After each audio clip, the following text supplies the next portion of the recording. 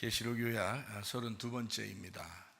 계시록 1장 예수 그리스도의 계시라, 2장 3장 7교회 7등잔대에 대한 이야기요, 4장부터 5장 내생물 24장로 하늘 예배에 대한 이야기입니다. 6장부터 9장 7인 7나팔, 11장에는 두 증인 두 감람나무 두 등잔대, 14장 14만 4천 명 순결한 신부, 16장부터 18장에는 7대접 음녀짐승 심판, 19장에는 어린 양의 혼인잔치 8절에 세마포 준비, 20장에는 영 안에서 첫째 부활에 동참된 생명책에 기록된다, 21장 22장 새 예루살렘 생명나무 주님을 기다림 아멘. 이렇게 이제 뭐 암기할 때도 됐죠. 암기하면 왜 좋냐면 계시록이 어렵지 않고 쉽게 느껴집니다. 이렇게 암기해 놓으면. 왜냐하면 이게 요거 이렇게 요약한 것입니다라고 얘기하면서 끝에까지를 해놓기 때문에, 그래서 어렵지 않게 이제 생각을 하게 되는 거죠. 하나하나 이렇게 세부적으로는 뭐 어려울 수도 있죠. 그런데 전체적으로는 그래도 어렵지 않구나 이렇게 생각할 수 있도록 하는 게 요약하는 그런 내용이거든요. 그래서 좋습니다. 한 번씩 이렇게 요약하고 그러면 여러분한테도 유익하고 좋을 것 같아요. 이제 우리가 좀 아시는 게 13장에는 짐승에 대한 이야기가 나오잖아요. 바다에서 나온 짐승, 땅에서 나온 짐승. 그러니까 이제 짐승의 숫자가 사람의 숫자다 하면서 666이다 이렇게 나와 있다고 했죠.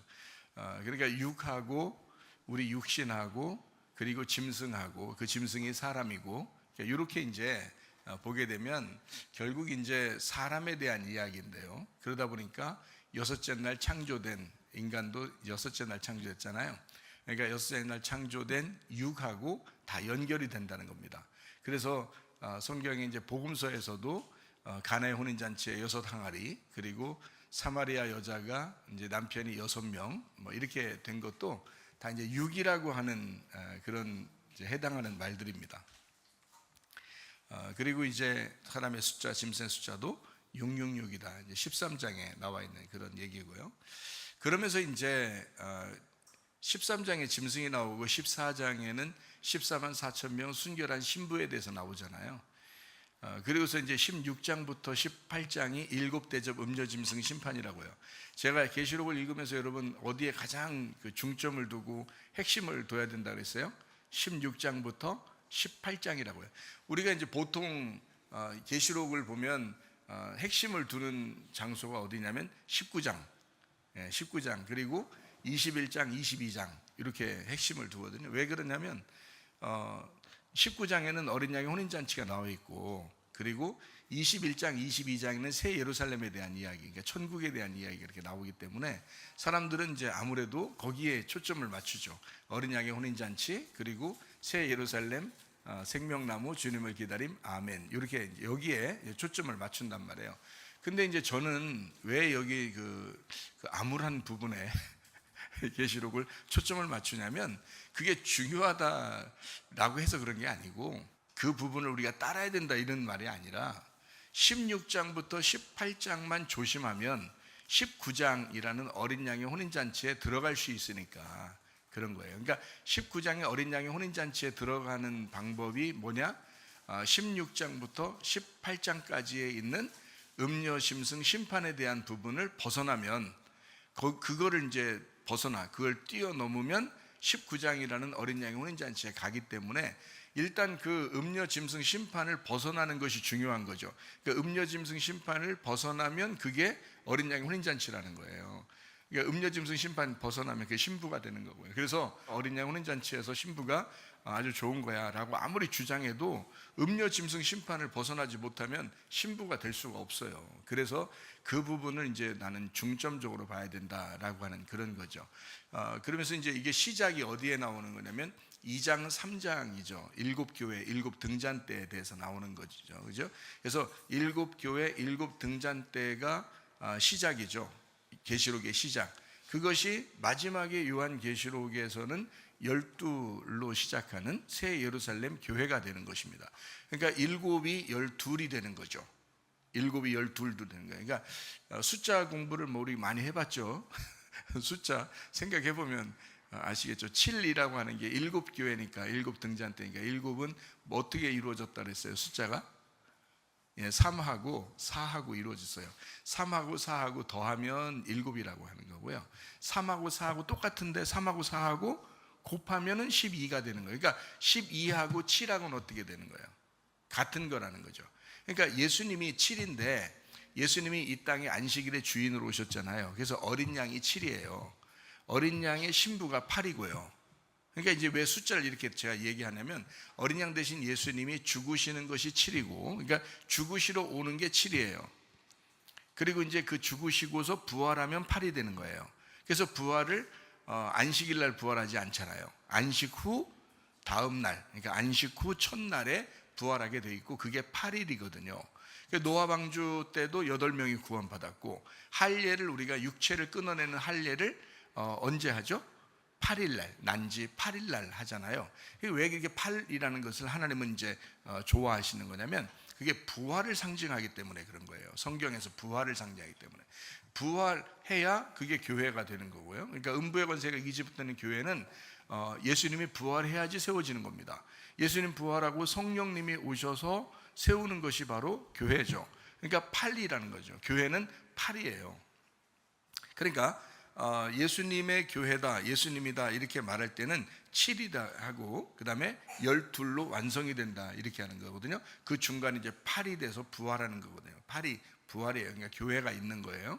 그래서 그 교회를 새 예루살렘 주님의 신부다 이렇게 해서 12이라고 이제 완성을 시키는 거거든요. 그러니까 7이 12로 완성된다라는 그런 거예요. 자, 생각을 해보세요. 예수님이 이 땅에 오셨어요. 그러면 7이에요. 그리고 완성을 했어요. 그러면 12가 되는 겁니다. 그러니까 3 더하기 4에서 3 곱하기 4가 되는 거죠. 12로 완성이 됩니다. 그러니까 예수님이 이제 8일 날 부활하셨고 부활은 이제 교회를 의미한다라고 돼 있잖아요. 그러니까 일곱 등잔대 일곱 교회라고 하는 것은 굉장히 중요한데 왜 중요하냐면 어린 양 예수님의 교회라는 것을 특징적으로 나타내는 거고요. 예수님의 교회다라는 것을 일곱이니까. 그리고 이제 계시록을 보면 여러분이 계시록을 보면 항상 어려운 이제 난관에 부딪히는 게 일곱 인, 일곱 나팔, 일곱 대접입니다. 그게 이제 거의 다 차지하잖아요. 여기에 성경에 나오는 이 부분에서 거의 다 차지해요. 6장부터 9장이 그러니까 무려 6, 7, 8, 9, 6, 7, 8, 9장이 요게 일곱 인, 일곱 나팔에 대해서 나오는 겁니다. 그리고 이제 16장부터 18장이니까 16, 17, 18장 요게 이제 일곱 대접에 대한 이야기가 나와요. 그러니까 일곱 인, 일곱 나팔, 일곱 대접 이게 거의 뭐 중간에 계시록을 거의 다 장악을 하고 있기 때문에 이 부분이 이제 사람들은 이제 좀 어렵고 좀 이렇게 무섭기도 하고 이렇게 되는 거거든요. 근데 사실은 그게 중간에 과정에서 있어야 될 필요가 있어서 쓴 거고 그 부분을 벗어난 사람들이 어린 양의 혼인잔치에 간다 해서 19장에 어린 양의 혼인잔치가 있는 겁니다. 그러니까 어린 양의 혼인잔치가 이 땅과 하늘을 완전히 중간에서 가르는 그 전환점이 되는 거죠. 19장이요. 그러니까 사람들은 앞에서 무슨 일이 일어나는지 그거 신경 쓰고 싶은 생각이 없는 거예요. 무서우니까. 그래서 19장만 신경을 쓰고 싶은 거예요. 그래서 19장을 핵심으로 아는 거죠.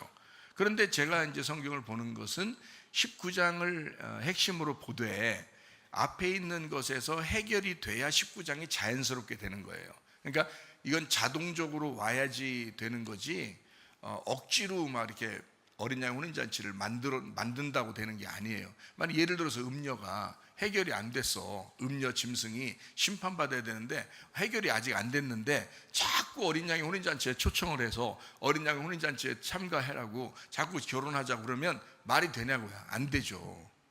그러니까 어린 양의 혼인잔치에 들어가려면 음녀 짐승이 심판을 받아야 돼요. 그러면 어린 양의 혼인잔치에 들어갈 수가 있는 겁니다. 그게 19장에 어린 양의 혼인잔치가 있는 거고, 그래서 저는 이제 16장부터 18장을 중점적으로 해야 된다라고 여러분한테 이야기를 하는 거고, 이 부분만 벗어나면 어린 양의 혼인잔치는 자연스럽게 들어가는 겁니다. 자연스럽게. 그러니까 마치 이런 거죠. 결혼을 하게 되면 아기를 낳는다 이렇게 될 때 아기를 낳으려고 그렇게 노력하는데 결혼을 안 했어. 이러면 이제 문제가 되죠, 그죠? 근데 결혼을 하면 자연스럽게 아기가 나온다는 거지. 이런 식이야. 그러니까 음녀 짐승 심판을 받아버리면 그러면 이제 어린 양 혼인 잔치에 자연스럽게 참가하게 된다라는 그런 얘기. 그러니까 이어진 내용이에요, 이게. 이어진 내용. 그래서 예수님이라고 하는 7이 죽으시면서 이제 어린 양의 혼인 잔치를 우리에게 초청하는 거고요.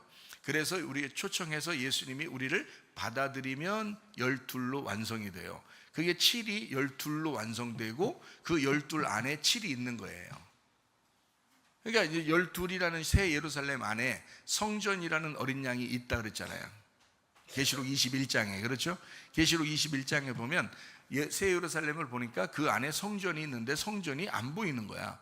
근데 그게 어린 양이더라는 거지. 어린 양이 성전이더라 라고 분명히 써 있죠. 그러니까 어린 양 성전이 새 예루살렘 신부 속에 들어있는 거예요. 그러니까 12 속에 같이 포함되어 있는 거죠. 그러니까 7이 그 안에 있었던 거. 그러니까 7이 12로 완성이 된 거죠. 예. 그러니까 예수님이 이 땅에 내려오셨다고 완성된 게 아니에요. 여러분, 어떤 사람은 뭐 안식일을 굉장히 중요하게 여겨야 된다라고 그러지만 사실은 죽는 거 이외에는 완성된 게 아니란 말이에요. 안식일이라고 하는 것은 죽음을 위해서 온 거예요, 예수님이. 그러니까 7이라는 숫자는 죽음을 위해서 온 거고 사실 완성은 12에서 완성이 되는 거죠. 왜냐하면 죽으셔서 부활해가지고 성령이라는 안식 후 첫날 부활한 그 성령이 교회를 세울 때 그 교회가 이제 완성되는 것이 12가 되는 거잖아요. 근데 그 교회는 어때요? 성령님에 의해서 교회가 세워진 거죠. 그럼 성령님은 누구의 영이에요? 하나님 아버지의 영이고 예수님의 영이잖아요. 그러니까 예수님의 영, 그 예수님이 십자가 못 박혀 돌아가시고 부활해서 성령님이 오신 거고 그 성령님이 교회를 세우신 거고 그 교회가 완성이 돼서 신부, 어린 양의 신부인 12이 되는 것이다 라고 하는 것이 새 예루살렘이다 라는 게 계시록의 요약이에요. 그러다 보니까 우리는 7이 12이 된다. 근데 중간에 뭐가 돼야 된다? 8이라는 게 필요하다. 그 8이라고 하는 게 공동체예요. 교회 공동체. 그러니까 교회 공동체가 이 8이라고 하는 게 이 8을 거쳐야 12가 되는 거예요. 그러니까 7은 12인데 7이 12예요. 7이 12인데 거기에 8이 필요하다는 거죠. 중간에. 그게 이제 교회 공동체라고 하는 아주 놀라운 이야기입니다. 근데 사람들은 이런 걸 잘 생각 안 하니까 교회를 무시하죠. 그리고 교회를 우습게 합니다. 그러면서 자기는 뭐 주님의 신부라고 그러고 뭐 교회 천국 간다고 그러고 막 이러는 사람들이 꽤 있어요. 근데 그렇지 않아요. 성경을 우리가 알면 알수록 성경이 너무 정확하게 돼 있어요. 하나님도 아주 정확하게 이것을 말씀해 놓고 있습니다. 그런데 사람들이 일부러 자기가 편하게 살려고 하다 보니까 교회를 별로 신경 쓰고 싶은 생각이 없었던 거예요. 그래서 그렇게 하는 거죠. 근데 우리 교회는 그러지 말고 교회에 아주 중심적으로 사는 사람들이 되셔야 합니다. 교회 중심으로 사는 것이 여러분 이 땅에서 여러분 자신이 가장 잘한 행동이에요. 교회를 중심으로 살았다 그러면 여러분이 가장 잘한 행동이라고요, 이 땅에서. 왜냐면 여러분이 온전한 팔이 된 거거든요. 주의 친절한 팔에 안기세요. 주의 친절한 팔에 안긴 거예요. 그게 진짜 팔이에요. 부활의 숫자 8이 된 것입니다. 그 사람들이 신부가 되는 거예요. 12에. 자, 이렇게 성경은 이제 이루어졌어요. 그래서 계시록 13장에는 짐승에 대한 이야기가 나오고 이제 16장부터 18장까지는 음녀 짐승 심판이 나오고 14장에는 14만 4천 명 순결한 신부에 대해서 나와요. 깨끗한 순결한 신부에 대해서 나옵니다. 그리고 이제 음녀 짐승 심판을 받는 거잖아요. 그 다음에 어린 양 혼인 잔치에 있다고 그랬잖아요. 그래서 음녀 짐승 심판을 받는 것에서 우리는 16장도 했고 그 16장 그리고 이어서 17장도 우리가 하는 거죠. 17장 3절입니다. 그 성령으로 나를 데리고 광야로 가니라. 내가 보니 여자가 붉은빛 짐승을 탔는데 그 짐승의 몸에 하나님을 모독하는 이름들이 가득하고 7머리와 10뿔이 있으며 이렇게 되어 있습니다. 거기 이제 4절도 한번 같이 보죠. 그 여자는 자줏빛과 붉은빛 옷을 입고 금과 보석과 진주로 꾸미고 손에 금잔을 가졌는데 가증한 물건과 그의 음행에 더러운 것들이 가득하더라 이렇게 되어 있습니다. 자, 이게 이제 비유적으로 나와 있기 때문에 이거를 그래서 이제 어려운 거예요. 사람들이 볼 때 비유적으로. 근데 짐승하고 음녀가 지금 어떻게 해요? 떨어져서 나오지 않고 같이 나오죠.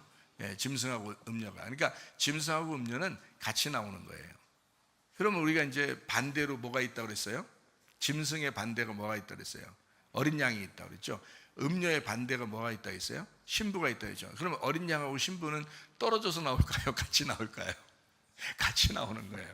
그래서 어린 양의 혼인잔치 때 신부가 등장하고요. 그래서 새 예루살렘을 신부라고 이렇게 한다라고 나와 있는 거거든요. 그러니까 어린 양과 신부 같이 나오고 여기에 17장에 보면 짐승하고 음녀하고 같이 나오잖아요. 그렇죠? 자, 그래서 요거를 짐승은 이제 어떤 걸 뭐라고 하느냐 봤더니 여기에 7머리라고 되어 있고 10뿔을 가지고 있다라고 되어 있습니다. 그렇죠? 7머리에 10뿔을 가지고 있다라고 3절에 그렇게 되어 있죠. 자, 계시록 17장 3절 말씀해 보니까 7머리와 10뿔이 있다라고 되어 있습니다. 그러니까 7머리와 10뿔이 되어 있다라고 하는 것은 뭘 얘기하는 거냐면 이게 이제 해석이 다 되어 있어요. 여기 자체가 해석을 해놨는데 7왕을 얘기합니다. 7머리는 7왕을 말하는 거고 10뿔도 10왕을 말하는 것입니다. 그러니까 7하고 10하고 지금 이제 같은 거를 얘기하는 거예요. 그렇게 이야기 나오고요. 그 다음에 이제 여자가 나오거든요. 여기에 여자가 붉은빛 짐승을 탔다라고 얘기했는데 그 여자가 나오는데 이 여자는 음녀를 얘기해요. 음녀.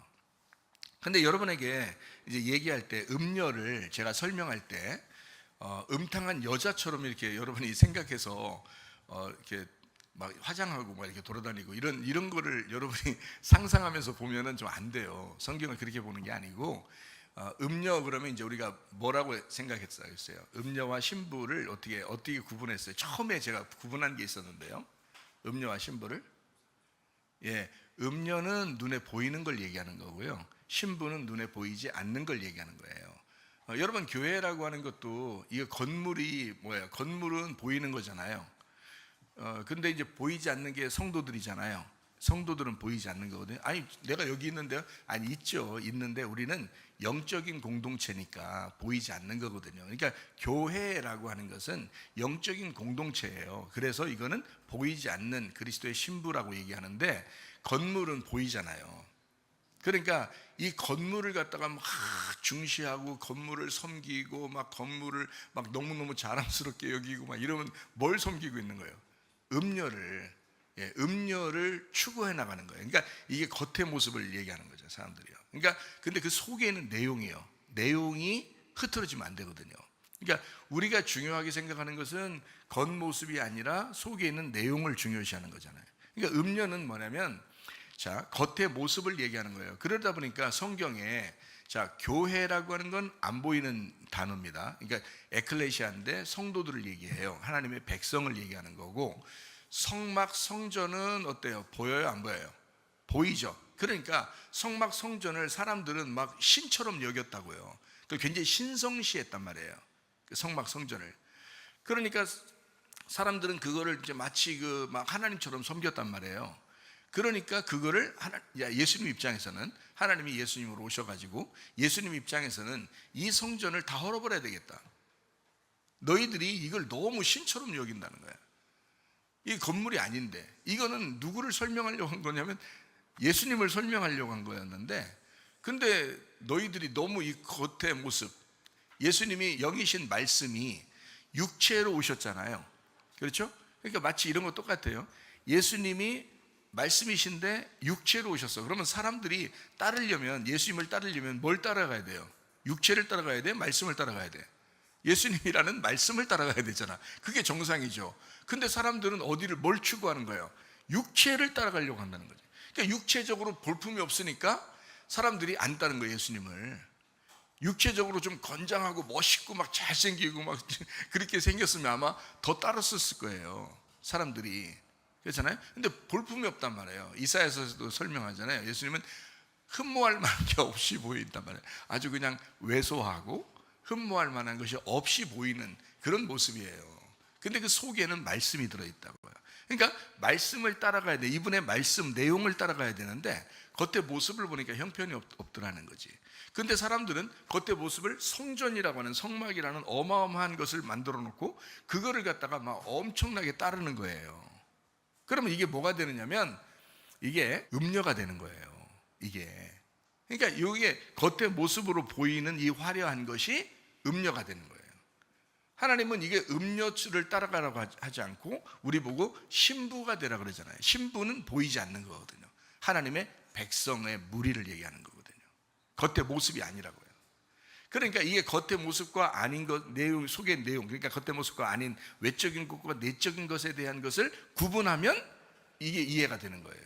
이게. 그래서 요거부터 이해를 시켜주느라고 여러분에게 겉에 보이는 것과 안 보이는 것이다. 근데 보이는 것은 음료라고 그러고 안 보이는 것을 신부라 그런다라고 제가 여러분한테 표현을 한 거예요. 그래서 육체적인 것은 우리가 행동하는 이런 그 육신적인 거 이렇게 얘기하는 거예요.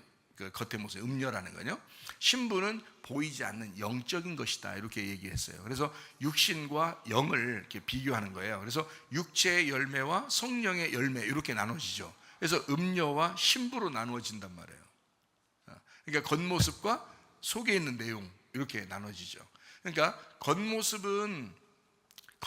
때문에 뭐가 나왔냐면 율법이 나왔어요. 율법이 여러분 왜 나왔어요? 모세를 통해서 하나님이 율법을 주신 것은 하나님의 백성들이 이제까지 계속 선악과를 먹고 계속해서 내려오던 육체적인 삶이 있어요. 그거를 하나님이 심판을 위해서 선과 악으로 나누기 위해서 요건 율법을 주신 거거든요. 하나님은 근본적으로 거룩하시다라는 것을 알려준 거예요. 하나님은 근본적으로 거룩하시다라고 하는 건 반대로 너희들은 어떻다는 거예요? 한쪽이 저속하다는 것을, 그러니까 한쪽이 더럽다는 것을 얘기하는 거예요. 그러니까 하나는 깨끗하니까 하나는 더럽다는 것을 표현하려고 거룩하다는 표현을 하는 거거든요. 하나님이 거룩하시다라고 하는 건 하나님이 깨끗하시다라는 단어예요. 그게 깨끗하다라는 단어예요. 이게 성령 할 때 거룩한 영 그러잖아요. 그래서 성이라는 거룩한이라는 말이 이게 깨끗한이라는 단어예요. 깨끗한, 그러니까 정결한이라는 단어예요. 그러니까 성령의 반대가 더러운 영을 얘기하는 거잖아요. 그죠? 그러니까 하나님은 거룩하시다 해서 이 거룩한 것을 알려주려고, 그래서 더러운 것과 깨끗한 것을 구분하려고 율법을 준 거예요. 그럼 율법이 왜 온 거예요? 육체 때문에 온 거라고요. 그러니까 육체적인 삶이 아니었다면, 자, 선악과를 먹고 탐욕을 가진 그 육체적인 삶이 아니었다면 사실 율법은 필요 없죠. 율법은 올 이유가 없단 말이에요. 그러니까 그 전에는 하나님이 거룩하셔서 율법이 오진 않았지만 말로써 전달됐지, 그죠? 그런데 모세 때 그 율법을 정리해서 다 이제 집대성한 거죠. 그때 이제 책이 나온 거예요. 그게 창세기, 출애굽기, 레위기, 민수기, 신명기 이렇게 된 겁니다. 그 전에는 말로 하나님은 거룩하시다 이거를 알려주는 거죠. 그런데 그 하나님이 거룩하시다라는 것을 정확하게 문서로 기록한 것이 율법이란 말이죠. 그래서 율법은 모세 때 온 거고요. 그 전에는 말로 있었단 말이에요. 하나님은 거룩하시다 할 때는 반대로 사람은 더럽다라는 그런 의미예요. 그죠? 하나님은 빛이시다 할 때 사람들은 어둡다라고 얘기하는 거고요. 그죠?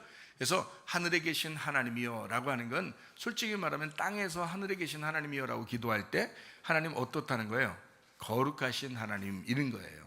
그러니까 우리가 예배를 드릴 때도 하나님은 거룩하시다 그래서 예배를 드리는 거죠. 하나님이 우리와 똑같이 더러우면, 하나님이 우리와 같이 똑같이 어둡다면 뭐하러 예배를 드리겠어요 그분에게. 그렇죠? 하나님은 거룩하시기 때문에 우리가 반대 상대적으로 그분에게 예배를 드리는 거죠. 그죠? 예배를 드린다. 그래서 마찬가지예요. 그러니까 거룩이라고 하는 것은 율법이라고 하는 것과 같은 얘기입니다. 그럼 이 거룩한 율법이 왜 왔어요? 육체 때문에 왔다고요. 그럼 육체는 숫자적으로 뭐라고요? 6이라고요. 광야에 나온 이스라엘 백성들이 이제 광야에서 모세를 통해서 율법을 받아요. 그러면 이 사람들이 왜 율법이 필요했던 거예요? 애굽에 있었던 습성들을 그대로 가져왔기 때문에 그렇습니다. 그러니까 나오자마자 광야에서 뭘 어떻게 할지 모르니까 금송아지를 막 섬기고 이러잖아요. 이게 왜 그러냐면 하나님인 줄 아는 거예요. 그러니까 뭐가 진짜 하나님인지를 모르는 거예요. 그러니까 보여야 되는 거예요, 자기들한테는. 그러니까 왜 애굽이 종교성이 굉장히 강하거든요. 그러니까 뭐 모든 게 신이에요. 이 애굽은 막 메뚜기도 신이고요, 막 강물도 신이고요. 그러니까 모든 게 신이에요. 이 애굽은요. 그랬던 나라에서 살다가 이 사람들이 광야로 나와서 아무것도 없으니까, 근데 하나님을 믿으라고 그러니까 이 사람들이 자기들이 만든 신을 만든 거예요. 그게 금송아지를 만든 거죠. 그나마 그게 가장 거룩하게 만드는 거예요, 자기들 입장에서는. 그래서 막 금으로 막 쏟아 부어가지고 막 송아지를 만든 거예요. 그러니까 가장 그래도 거룩하게, 금이 가장 신성하니까 그걸로 이제 하나님이라는 모양을 이렇게 만든 거예요. 엘로힘 할 때 그 첫 번째 글자를 따서 그것을 이 알레프를 갖다가 이제 딱 이제 본 거죠. 그걸로 이제 그 소 모양이니까 그 소 모양을 가지고 하나님 이렇게 섬기게 된 거거든요. 그 사람들이 뭐 꼭 잘못하려고 그렇게 했던 건 아닌 것 같아요. 왜냐하면 하나님이라고 하는 것을 믿어보려고 그렇게 했던 건지 안 보이니까. 근데 하나님은 근본적으로 끌어내면서 뭘 얘기하려고 했었냐면 아마르라는 말씀, 그러니까 원래 다바르가 말씀이거든요. 로고스 말씀 같은 다바르인데, 이 다바르가 미드바르가 되면 광야가 돼요. 그러니까 다바르가 말씀이란 단어인데요, 이게 로고스 말씀이에요. 근데 헬라어로는 로고스 말씀인데 히브리 말로는 다바르라고 그래요. 그래서 하나님이 말씀이시다, 말씀이다. 그러면 그게 말씀 자체면은 다바르고요. 그 다바르가 있는 장소 미드바르 이렇게 되면 그걸 광야라 그래요. 그러니까 하나님은 말씀이 있는 장소로 끌어낸 거예요. 말씀이 있는 장소. 그러니까 하나님 자체로 끌어낸 거고, 하나님이 이제 말해서 이렇게, 하나님 자체가 말씀인데 여기 말이 딱 이렇게 전달되잖아요. 그럼 이걸 이제 히브리 말로는 아마르라고 그래요. 아마르. 이게 말 전달됐다. 헬라 말로는 레마라고 그래요. 레마. 이게 전달됐다. 이 레마를 성경에서는 이제 아마르라는 레마를 뭐라 그러면 생명의 말씀이라 그렇게 말해요. 그러니까 하나님은 말씀이니까 그 말씀이 우리한테 전달돼 오면 생명이 되는 거예요. 그게 이제 예수님인 거죠. 그래서 예수님이 말씀이 이제 생명이 된 거죠. 예수님 자체가 생명인 거예요. 그래서 베드로가 이제 예수님한테 뭐라 그러냐면요, 생명의 말씀이 여기 있는데 우리가 어디로 가겠습니까? 라고 할 때 그게 레마예요. 레마. 예. 로고스 말씀이 아니고 레마라는 말씀이에요. 그러니까 로고스 말씀, 다바르라는 이 말씀은 창조와 심판, 하나님은 거룩하시다 할 때 그렇게 다바르, 그리고 또 로고스라는 말씀을 써요. 그런데 이 아마르라는 단어하고 그 다음에 레마라고 하는 이런 단어는 전달됐을 때, 말을 했을 때, 나왔을 때, 말이 나와가지고 말이 이제 전달되는 그것이 이제 아마르 또는 레마 이렇게 돼요. 이건 생명의 말씀이에요. 전달됐다. 그러니까 하나님이라는 말씀이 전달돼서 우리한테 왔다는 거, 이게 예수님이거든요. 그래서 레마의 말씀, 생명의 말씀은 예수님이라고 그래요. 그래서 예수님을 자기를 생명의 말씀이다 이렇게 이야기하는 거죠. 자, 그런 이제 다바르가 있는 장소 미드바르라는 광야에 애굽에 있던 사람들을 끌어냈어요. 말씀이 있지만 사람들은 안 보이니까 모르는 거예요. 이 말씀이 있지만 안 보이니까 몰라요. 하나님이 어떤 분인지 몰라요. 그래서 이 사람들은 금송아지도 섬기고 그러잖아요. 그러니까 종교성을 가진 겁니다. 뭔가 보여야 사람들은 좋아하는 거예요. 자, 교회도 막 커야 사람들은 좋아하고요.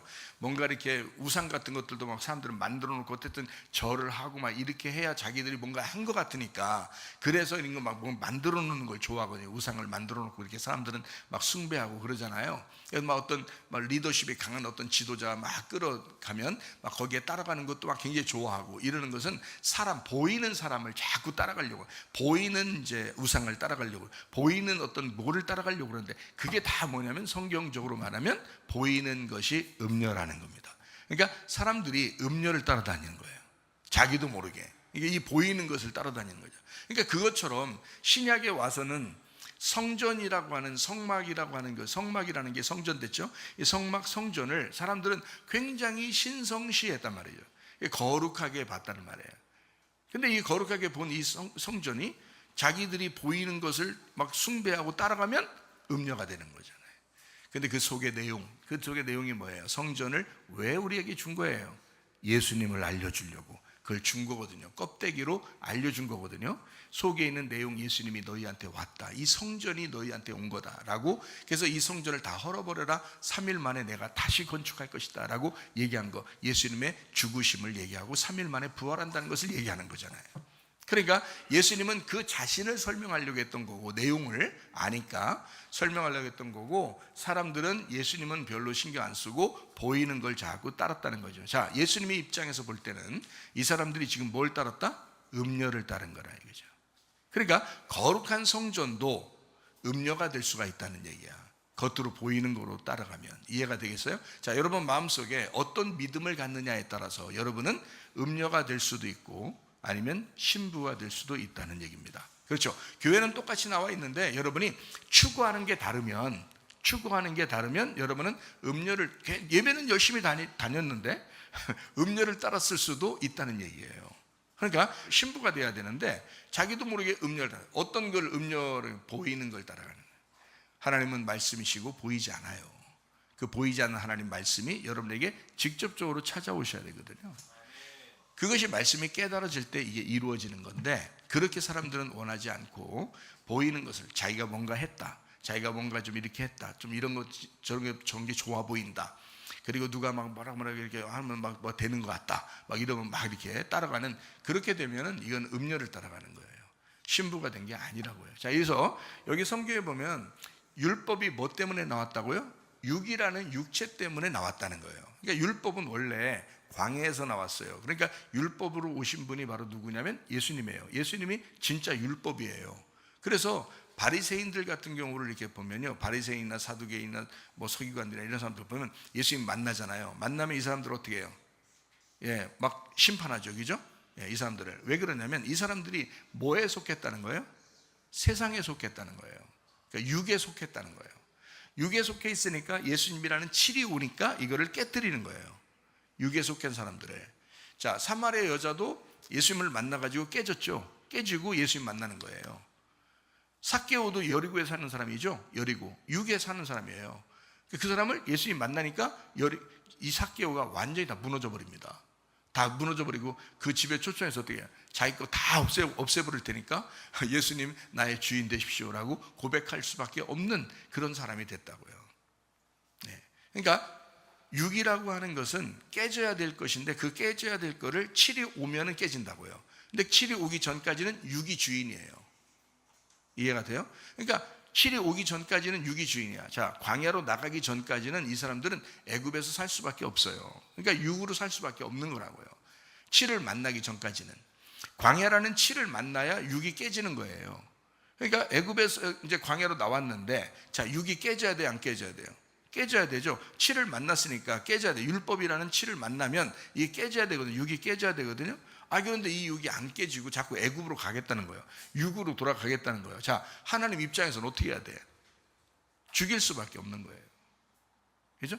어차피 안 가는데, 어차피 8로 안 갈 건데, 이 사람들이 7에서 7을 안 받아들이고 자꾸 6으로 가려고 그러니까 6은 죽는 거야 라고 설명을 하는 게 성경이죠. 그러니까 6을 위해서 7이 나왔다. 그러니까 다시 말하면 육체를 위해서 율법이라는 게 나왔다라는 거예요. 여러분에게 편하게 설명하기 위해서 지금 율법을 7이라고 설명한 겁니다. 근데 성경적으로 보면 율법이 우리를 구원해요, 못해요? 구원 못해요. 근데 예수님은 우리를 구원해요, 안 해요? 구원하죠. 그러니까 예수님은 7인데 율법은 뭐 때문에 왔다고요? 육 때문에 왔다고요. 그러니까 율법을 뭘로 취급을 하는 거냐면 육으로 취급을 하는 거예요, 성경에서는. 그러면 이 육은 뭐가 와야지 완성된다? 7이 와야지 완성된다. 그러니까 율법은, 예수님이 없이는 율법은 완전히 불완전한 겁니다. 말이 이해가 돼요? 완전히 불완전한 거야. 율법은 완전히 불완전해, 예수님이 안 오면. 그러니까 예수님이 오면 율법이 완성돼요. 근데 어떻게 완성돼요? 7이 죽을 때 완성되는 거예요. 예, 7이 죽을 때. 그러니까 어차피 이 율법이라는 건 육 때문에 왔고, 율법은 육으로 취급을 한다는 거죠. 그러니까 육은 구원이 없는 거지. 근데 7은 어떻게 해요? 자기가 죽음으로써 다른 사람들을 영접하고 그리고 사람들을 구원하는 거예요. 그게 7이라고요. 그러니까 광야로 나왔으면, 애굽에서 탈출해서 광야로 나왔으면 구원이에요. 애굽에서 광야까지 왔으니까 구원이죠. 그런데 이 광야에서 머물러서 애굽으로 다시 가려고 그러면 죽음이고, 가나안 땅으로 다시 건너가려고 심판을 건너가서, 요단강이라는 심판을 건너가서 이제 가나안 땅으로 가게 되면 이제 또 구원인 거지. 완전한 구원인 거죠. 그러니까 광야에 있는 것도 구원이고 가나안 땅에 가는 것도 구원이에요. 근데 애굽으로 돌아가려면 육으로 돌아가는 사람이 되는 거예요. 짐승을 따라가는 거다. 그래서 음녀들은 짐승을 따르게 돼 있어요. 그래서 짐승을 여기 성경적으로 애굽에서 나왔어, 광야에 있어, 그 다음에 가나안 땅으로 가야 돼 할 때 거기 짐승은 뭐라고 표현할 수 있어요? 바로 왕이죠. 바로 왕이 짐승이 되는 거죠. 이스라엘 백성들이 다시 애굽으로 돌아가서 바로에게 복종하겠다라고 할 때는 어떻게 돼요? 음녀가 되는 거죠. 이해가 되시겠죠? 그래서 이 사람들이 음녀가 되지 못하도록 광야에서 못 돌아가게 꽉 막아놓으려고 했어요. 여호수아 갈렙도 그랬고 꽉 막아놓으려고 했고, 그 다음에 우리 어쨌든 가나안 땅으로 들어가자라고 자꾸 앞으로 가자고 얘기한 거죠. 근데 사람들은 말귀를 못 알아들어요. 안 듣는다고요. 그러니까 이 전체 성경의 전체적인 내용에 6, 7, 8만 알았어도 이거를 절대 6으로 다시 돌아가진 않았을 거예요. 그런데 이 사람들이 6, 7, 8을 모른 거야. 6, 7, 8. 한마디로 수학을 잘 못한 거야. 숫자 개념이 없었던 거야. 그래서 이게 광야에 이제 나온 이 백성들을 뭘 줬다? 하나님이 율법을 줬다. 자, 하나님이 어떤 분이기 때문에? 거룩하신 분이기 때문에. 그래서 거룩하신 분이라는 것을 알려주기 위해서 율법이 왔는데, 율법은 뭐를 나누는 거다? 거룩함과 더러움을 나누는 거다. 빛과 어둠을 나누는 거다. 선과 악을 나누는 거다. 그래서 율법을 선악과라고 얘기하는 거다. 자, 이해가 되겠죠? 그래서 이 선악과를 제대로 잘 먹으면 심판을 받겠어요, 못 받겠어요? 심판받죠. 선악과 먹으면 어떻게 된다 그랬어요? 죽는다 그랬죠. 그러니까 하나님의 말씀은 참 진리예요. 선악과 먹으면 죽어야 되는 거예요. 근데 뱀은 어땠어요? 선악과 먹어도 죽는다 그랬어요? 안 죽는다 그랬어요? 안 죽는다 그랬어요. 자, 사람들이 선악으로 이렇게 율법적으로 잘 심판을 받아도 너 이거 잘못한 거야 얘기하잖아요. 너 이건 좀 잘했지만 너 이건 진짜 잘못한 거야, 너 회개해야 돼 라고 얘기하면 사람들이 알아들어요? 못 알아들어요? 잘 못 알아들어요. 그리고 회개를 안 해.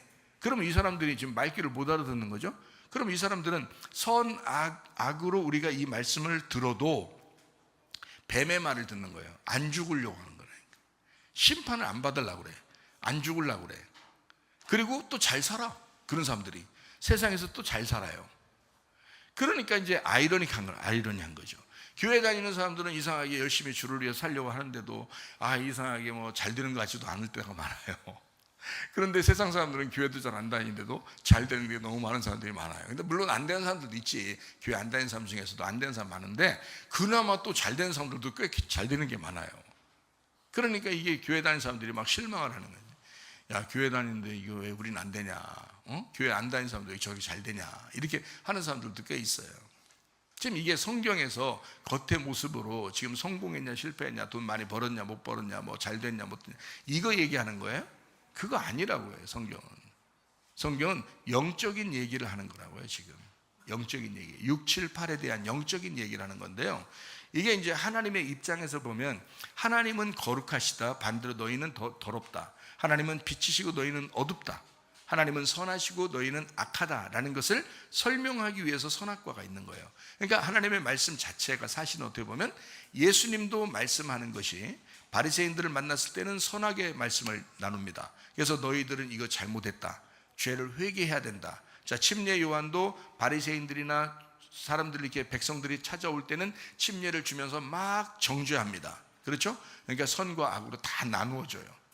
그리고서 천국이 오면 어떻게 돼요? 자, 거기서 회개하고 통곡하고 가슴을 치는 사람들이 이제 성령 받으면, 예수님 만나면 구원받잖아요.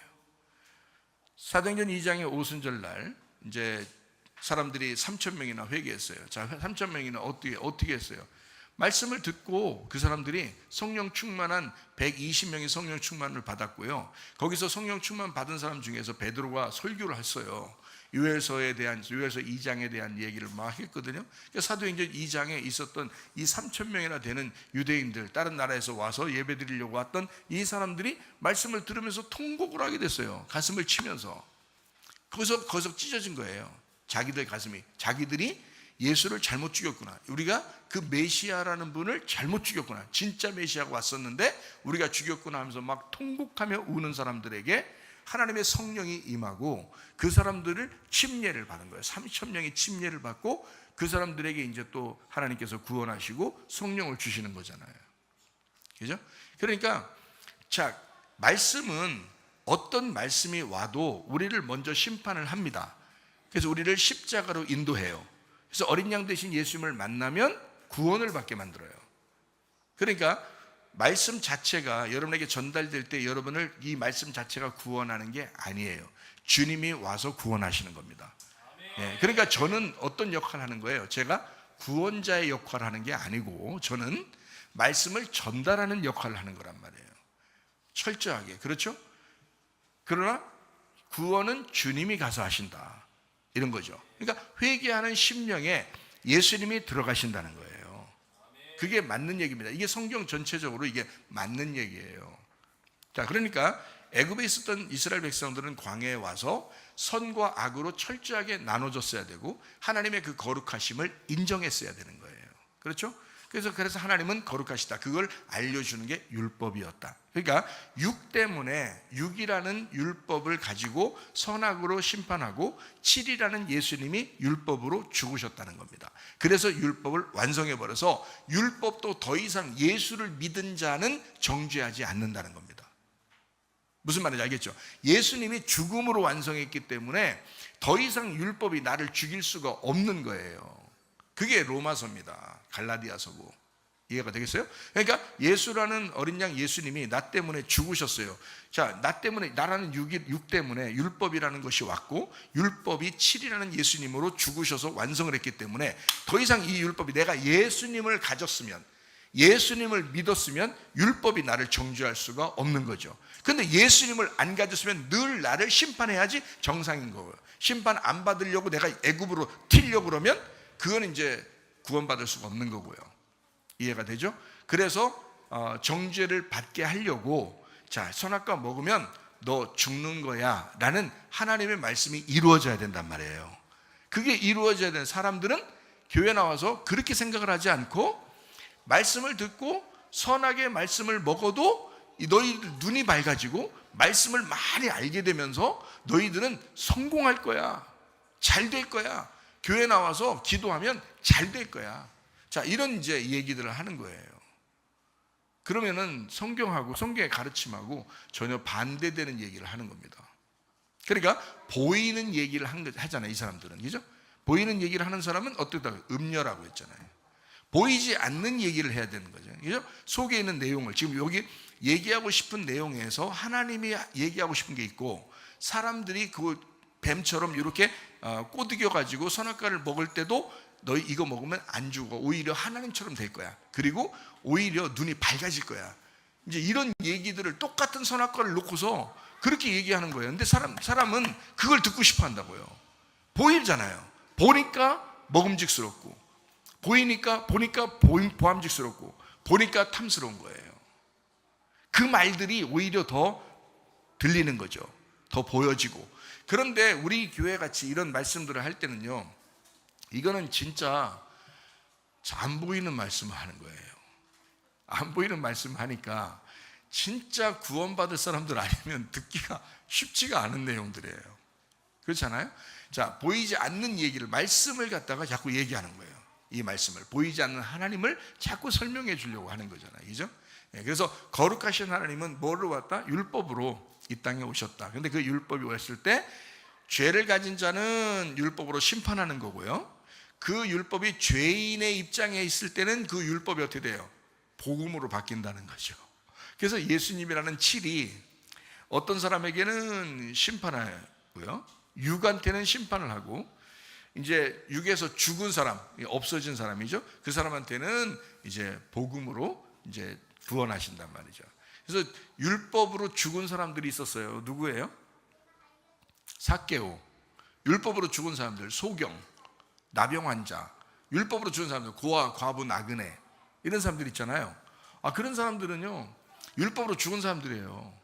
그러니까 예수님 만나니까 율법이 왔는데 죽은 사람은 예수님이 어차피 율법 때문에 죽어야 되잖아요. 그러니까 이 사람들이 지금 무슨 모습을 나타낸 거예요? 예수님의 죽어야 될 모습을 보여준 거잖아요. 그러니까 예수님은 이 사람들을 구원할 수밖에 없는 거예요. 죽었으니까 살리는 것밖에 안 남는 거야. 그죠? 눈을 감았으니까 눈을 떠주는 것밖에 안 남는 거고요. 근데 이쪽 사람들은요, 바리새인들이나 이 사람들은 눈을 다 뜨고 있는 거예요. 눈을 뜨고 있고 살아있어. 선악과 먹고 살아있는 거야. 그러니까 살아있으니까 예수님 입장에서 율법으로 왔을 때는 어떻게 이 사람들을 죽여야 돼. 죽여야 되고 눈을 감게 만들어줘야 돼요. 이게 이제 예수님이 오셔서 율법이 6과 7을 합해서 일을 하고 있다는 거죠. 6과 7을. 그래서 예수님이 죽으시면서 6이 7로 완성됩니다. 그죠? 죽으시면서. 그러면 이제 부활하면 뭐가 된다고? 8이 된다고. 그게 성령의 교회라는 말이에요. 성령의 교회. 교회 공동체. 그래서 지금은 교회 공동체 시대잖아요. 교회 시대. 성령이 오고 난 다음에 음부의 권세가 이기지 못하는 교회 시대라고요. 이게 전부예요. 지금은 이 8이라고 하는 교회가 전부고 8이 12로 이어지는 거예요. 7은 12이잖아요. 7이 12이라는 예수님이라고요. 이게 8이 12로 가는 거예요. 8이 완성이고 12도 완성이에요. 8이 안식 후 첫날이잖아요. 그래서 봐요. 애굽, 광야, 그리고 여리고, 그리고 가나안 땅, 그리고 이것이 완성되면 완성이에요. 그러니까 그게 8이라고요. 그러니까 이 8은 12과 똑같이 완성이라고요. 그래서 8이 12이다. 7이라는 예수님이 죽으면 12이 되는 거고요. 자, 예수님은 7인데 7은 영원히 7이 아니라 7은 죽어야지 12이 되는 거고 8은 부활한 신부이기 때문에 죽지 않아요. 그래서 8이 12이야. 그러니까 7, 8, 12 같은 거라고요. 7은 예수님 혼자, 8은 교회 신부, 예수님하고 우리하고 같이. 그 다음에 12은 완성돼 가지고 신부인 교회가 되는데 이게 12로 완성돼. 그 속에 예수님이 계신다고요. 그러니까 부활한 교회를 8이라고 그러고 그 다음에 12이라고 그래요. 음녀하고 짐승하고 같은 팀, 어린 양하고 신부하고 같은 팀이에요. 근데 어린 양 신부는 안 보이고 음녀하고 짐승은 보이는 것이다. 이렇게 나누어졌죠. 그 다음에 이제 율법이라는 것이 왜 왔어요? 율법이 육체 때문에, 육이라는 육체 때문에 율법이 왔는데 이 율법은 예수님으로 죽으셔야지 완성이 되는 거다. 그래서 죽은 사람들만 살아날 수 있도록, 부활할 수 있도록 하는 것이 율법의 이제 그 역할이에요. 그래서 율법은 와서 죽이는 거고 복음이라는 예수님이 율법의 완성이 자기가 죽으셔서 이 복음으로 우리를 살리는 거예요. 그래서 우리를 살리는 그 복음이 됐다. 이렇게 된 거예요. 율법이 복음이 되는 거예요. 그래서 율법과 복음은 같은 분이에요. 왜? 예수님이 율법이고 예수님이 복음이니까 같은 분이잖아요. 그래서 예수님을 율법으로 받아들일 거냐? 아니면 복음으로 받아들일 거냐? 예수님을 율법으로 받아들이면 심판을 받는 거고요. 예수님을 복음으로 받아들이면 구원을 받아요. 근데 사람들이 착각하는 건 예수님을 복음으로 받아들여야지, 복음으로 받아들여야지 라고 그렇게 착각하면서 말씀을 듣는다는 거죠. 그렇게 듣는 게 아니고 우리는 육신에 걸쳐서 살고 있어요. 사람들이 육신에 걸쳐서 살고 있기 때문에 어떤 말씀의 예수님을 받아들여야 되냐면 율법의 예수님을 받아들여야 되는 거예요. 율법의 예수님을 받아들여야 내가 회개하죠. 그렇죠? 율법의 예수님을 받아들여서 내가 죽을 때 내가 진짜 죽었구나라는 걸 깨닫고 예수님이 너무 필요해요 라고 예수님을 붙들을 때 7이라는 예수님, 복음의 예수님을 우리가 만나게 된다는 거죠. 그래서 율법이 곧 복음이다 이렇게 되는 거예요. 자, 이혼 증서가 곧 결혼 증서라 그랬죠. 왜 그렇게 얘기했을까요? 이혼 증서를 가져야 결혼을 할 수 있다고 신명기 24장에 기록을 해놨어요. 왜 그렇게 해놨을까요? 이혼한 것을 확실히 네가 가져왔을 때 그게 너가 두 번째 남편을 만나는 결혼식이 될 것이다 라고 두 번째 남편은 이혼 증서를 가져오라고 그래요. 그러니까 두 번째 남편이 누구예요? 우리의 예수님이라고요. 첫 번째 남편이 나예요. 근데 이 첫 번째 남편이 나인데 그게 나 때문에 뭐가 왔어요? 율법이 왔죠. 그래서 율법을 첫 번째 남편이라고도 볼 수 있다는 얘기죠. 이해가 돼요? 그거를 위해서 계시록에서는 짐승이라는 게 등장하는 거예요. 짐승. 그러니까 참 어떻게 보면 어렵죠. 그죠? 예, 이렇게 볼 수 있는데 이걸 이렇게 볼 수 있는데 하면서 이제 어렵는데 자 생각해봐요. 어렵지 않아요. 예수님이 두 번째 남편이에요. 그래서 첫 번째 남편하고 이혼했다는 것을 정확하게 가져와라. 다시 말하면 이혼이라는 건 갈라지는 걸 얘기하는 거고, 선과 악이 나누어지는 걸 얘기하는 거고, 심판받았음을 얘기하는 거예요. 그러니까 남편하고 완전히 떨어졌다. 그러면 첫 번째 남편이 누구예요? 하나님인데, 하나님하고 만났는데 하나님하고 어떻게 됐어요? 선악과 먹고 떨어졌죠. 그래서 우리가 죽었단 말이에요. 그러니까 하나님하고 분리가 되었다. 그 이혼이 되었다 이거야.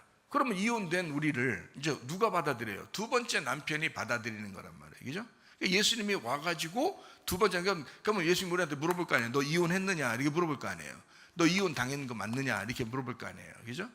그러면 첫 번째 남편을 나라고 본다면 내가 죄인이야. 그러니까 나라는 첫 번째 죄인인 남편과 함께 살다가 내가 철저하게 끊어내고 이혼이 됐을 때, 할례를 완전히 받았을 때, 그 다음에 거룩한 씨를 만난다는 거죠. 그죠? 그래서 예수 그리스도 두 번째 남편을 만나기 위해서는 이혼 증서를 가져와라 라고 얘기하는 겁니다. 그러니까 이혼 증서가 결국 두 번째 남편에게는 결혼 증서가 되는 것이다 라는 그런 얘기입니다. 마찬가지로 율법이 복음이 돼야 된다. 이 말은 율법으로 내가 심판을 받아야 복음이라는 예수를 만날 수가 있다라는 것을 이야기하는 것이라는 거죠. 그게 성경의 말씀입니다. 그래서 성막과 옛 성전 이런 것들도요, 결국에는 보이는 것들입니다. 보이는 것들이니까 옛 성전, 뭐 성막, 옛날 예루살렘 이런 것들은 하나님이 보실 때는 다 무너져야 된다는 얘기예요. 겉으로 보이는 것들이니까 보이는 건 무너져야 되고, 보이지 않는 예수님이 세워져야 된다라는 거죠. 보이지 않는 예수님, 보이지 않는 교회가 세워지게 될 것이다 라는, 그게 이제 성경의 핵심이니까 우리는 예수님을 만나서 보이지 않는 교회의 공동체가 돼야 되겠다라는 그런 말씀입니다. 자, 로마 카톨릭 종교 지도자들 잘 생각해 봐요.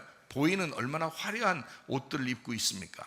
자, 보이는 굉장한 화려한 옷들을 입고 있잖아요. 그게 사실 어떻게 보면 이렇게 진짜 주님의 신부가 아니라 뭔가 보이는 화려한 어떤 모습들이에요.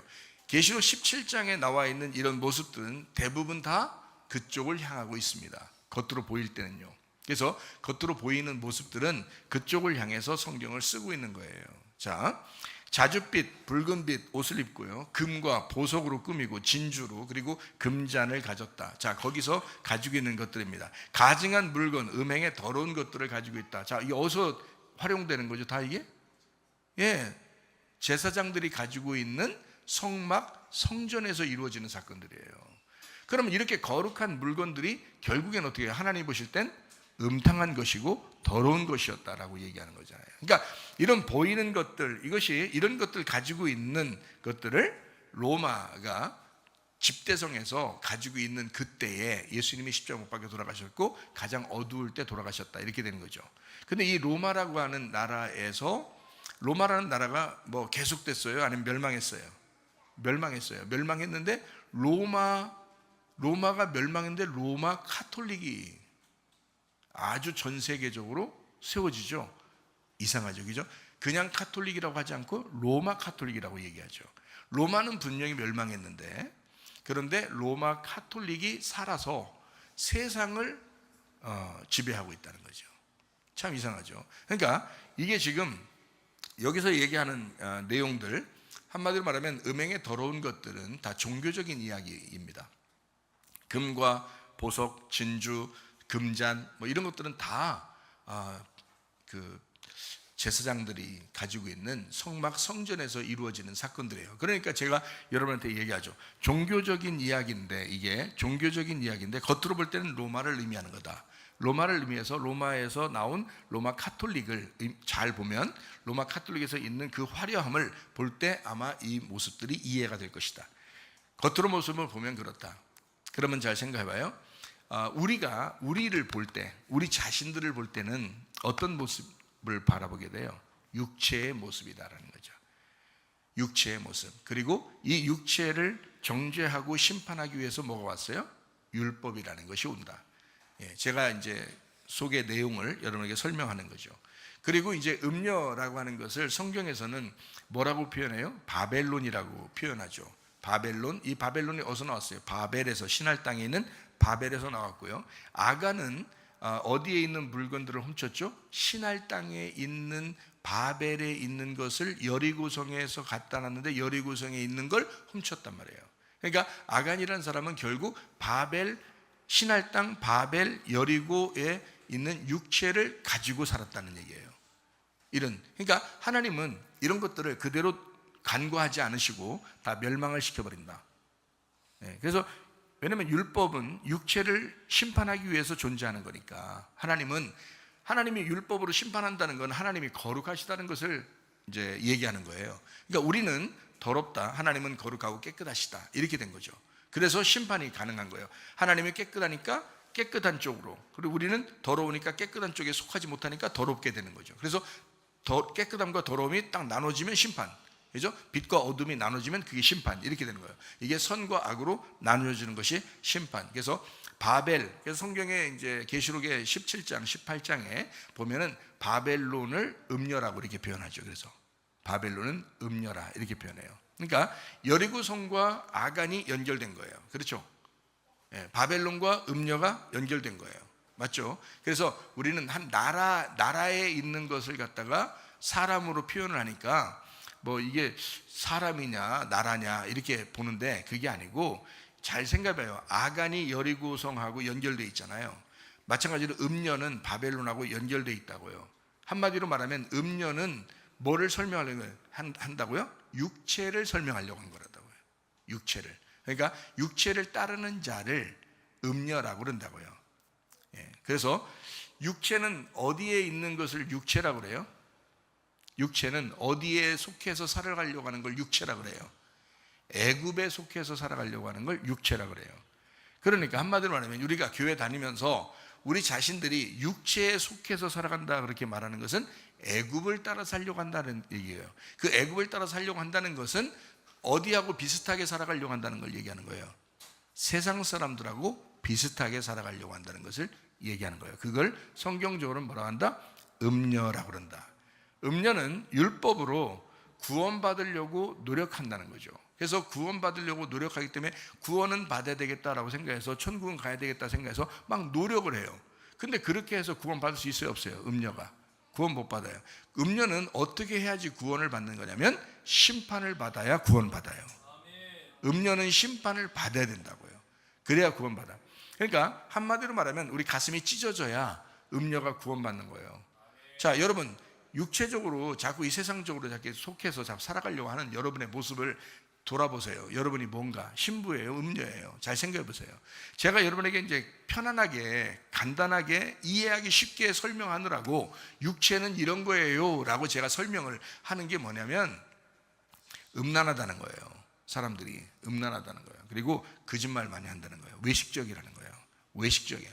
교회 나올 때는 굉장히 거룩해 보여요. 근데 혼자 집에 있을 때, 또 혼자 무슨 생각할 때, 혼자 잘 때, 이런 걸 가만히 생각해 보세요. 거짓말, 외식, 이거 너무 많습니다. 그리고 욕심을 많이 부려요. 탐욕, 욕심, 세상적인 걸 가지고 누구는 이렇대, 누구는 저렇대 막 비교하면서 자기 막 그렇게 갖고 싶어하고 자기 막 그렇게 더 편하게 더 좋게 살고 싶어서 막 그렇게 하는 게 너무 많잖아요. 사실은 욕심을 많이 갖는다고요. 그런가 하면 막 승질을 많이 내요. 자기가 예수님 믿는데 막 승질을 많이 내요. 남편한테도 막 승질내, 집에서도 승질내, 교회 와서도 승질내는 사람이 있고, 자기 혼자도 막 승질나서 혼자 막 이불킥하고 혼자 승질내. 이거 승질이 막 그냥 어떻게든지 화가 나서 막 분노를 이기지 못하고 이런 사람들이 꽤 많아요. 자, 승질내죠. 그 다음에 또 교만하죠. 얼마나 교만한지, 조금만 그냥 자기를 깎아내리는 것 같으면 기분이 막 상해가지고, 기분이 왜 상해야 되는 거예요? 자기가 이 정도 대우를 받아야 되는데 이만큼 대우를 못 해준 거야. 그래서 막 마음이 상한 거예요. 그러니까 이게 교만한 거죠. 자기가 이만큼 돼야 되는데 자기를 좀 깎아내렸다는 거죠. 그러니까 막 너무 기분이 나쁜 거예요. 기분 나쁘고 승질나는 게 왜 그러냐면 교만해서 그래요. 교만해서. 그러니까 이런 것들이 다 뭐냐면, 자 봐요. 교만하죠, 욕심내죠, 거짓말하죠, 음란하죠, 뭐 이런 것들이잖아요. 승질내죠. 그러면 이런 것들이 다 뭐냐면 너의 세상적인 삶이라는 거예요. 우리의 육신적인 삶, 애굽에서 살고 있었던 원래 특성들이 그렇다는 거예요. 그러면 이것이, 아니 목사님, 그러면 내가 예수를 믿고 영적으로 내가 구원을 받았으면 끝났지, 내가 꼭 이렇게 살아야지만 천국 갑니까? 라고 생각할지 모르지만 보세요, 구원 받았으니까 이 땅에서 네가 하나님의 뜻을 이루어야지. 네가 구원을 받았으니까. 너 지금 이거로 구원받았다고 한다면, 믿음으로 구원받았다고 한다면, 영적으로 구원받았다고 하고 예수를 믿었다고 한다면, 네가 만약에 너의 삶도 하나도 변화되지 않았다면 너는 이게 구원받은 걸 네가 착각하고 있는 거지 진짜 구원은 아니라는 거죠. 그래서 하나님의 뜻이 하늘에서 이루어진 것처럼 이 땅 너에게 이루어져야 된다는 거예요. 그래서 육신적인 일을 하지 말라는 거예요. 음녀의 길을 가지 말라는 거예요. 애굽으로 돌아서지 말라는 거예요. 세상 사람과 비슷하게 살지 말라는 거예요. 그리스도인은 거룩하게 사셔야 합니다. 그리고 주의 복음으로 사는 것입니다. 그게 은혜입니다. 기도하겠습니다. 우리 한 목소리로 기도하겠습니다. 하나님 앞에 기도합니다. 하나님, 내가 거룩한 주의 백성 되게 하옵소서. 기도합니다. 우리 하나님 아버지 인도하시고 사랑하심에 감사합니다. 거룩한 주의 백성으로 살다가 주님 만나게 도와 주시옵소서. 비염은 떠나갈지어다, 아토피 떠나갈지어다, 위장병 떠나갈지어다, 어지럼증 사라질지어다, 두통은 사라질지어다, 류마티스 관염 떠나갈지어다, 어깨 통증 사라질지어다, 허리 디스크, 목 디스크 떠나갈지어다, 심장병 온전해질지어다, 각종 종양 암떠리 떠나갈지어다, 감기 몸살 온전해질지어다, 협착증 사라질지어다, 건선피부 온전해질지어다, 이명은 사라질지어다, 자가면역 질환 온전해질지어다, 식도염 사라질지어다, 유리결석 떠나갈지어다, 전립선 온전해질지어다, 우울증 불면증 완전히 들어오는 초조 다 떠나갈지어다, 음란거지 도출 미움 욕심은 다 떠나갈지어다. 하나님, 우리가 육체의 삶을 버리고 그리스도 예수의 거룩한 삶을 살며 복음으로 살다가 주님 만나게 도와 주옵소서. 예수님 귀하신 이름 받들어 기도 올리옵나이다. 아멘. 주님 감사합니다. 우리 하나님 아버지 함께 하시고 사랑하심을 믿습니다. 우리 하나님 도와주옵소서. 우리 하나님 아버지 감사합니다.